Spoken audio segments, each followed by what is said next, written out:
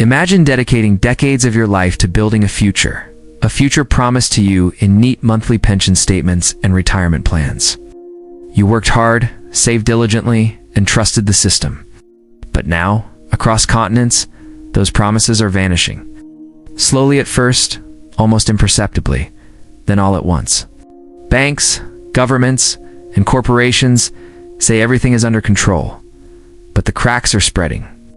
What happens when pensions fail? Who benefits when millions lose their retirement security? Welcome to the Fiscal Archivist, where money, power, and history collide.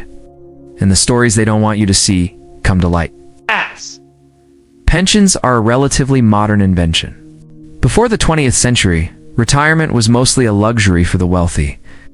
While ordinary workers labored until their bodies gave out, the industrial era changed that. In the early 1900s, Germany pioneered social insurance programs under Otto von Bismarck. Retirement security became a tool not just for compassion, but for political control.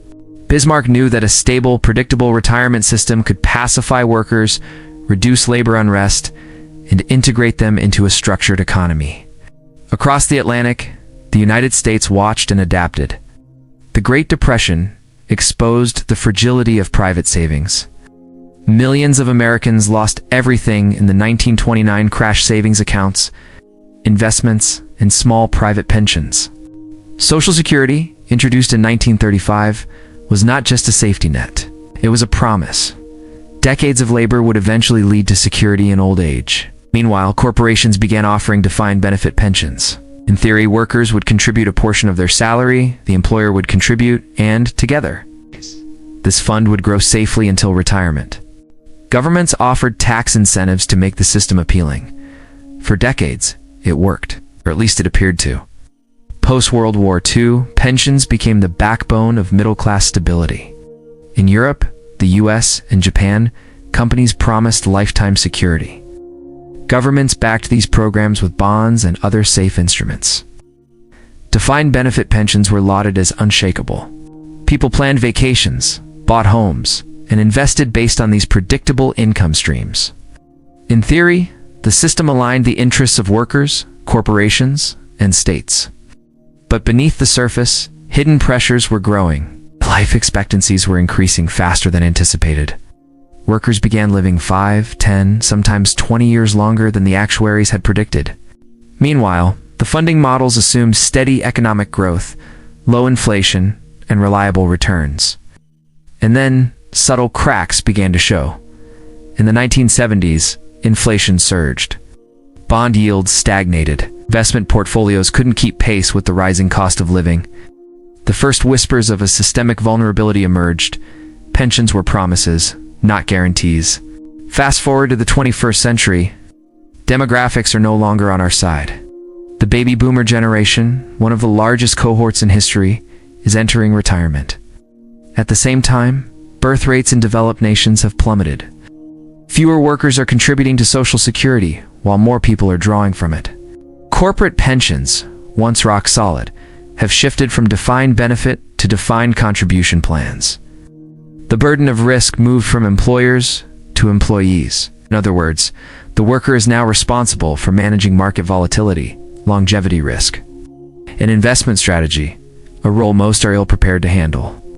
Meanwhile, public pension systems face an even greater threat. Countries like Italy, Greece, and Japan are running massive structural deficits in their retirement funds. Greece, after the 2008 debt crisis, slashed pensions by 30 to 50%, throwing retirees into financial chaos. In Japan, the combination of an aging population and stagnant economic growth is forcing the government to borrow to fund pensions, a temporary fix masking long-term collapse. And in the United States, Social Security, often seen as untouchable, faces a projected shortfall of trillions in the next few decades.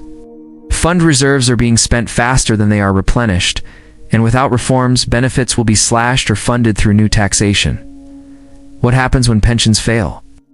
The consequences ripple across economies. Retirees, suddenly deprived of expected income, reduce consumption, which suppresses economic growth. Financial institutions, holding pension-related assets, face pressure, risking solvency crises.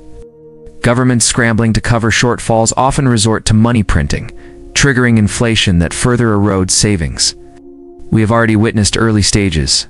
In Europe, older populations are delaying retirement, working past traditional ages.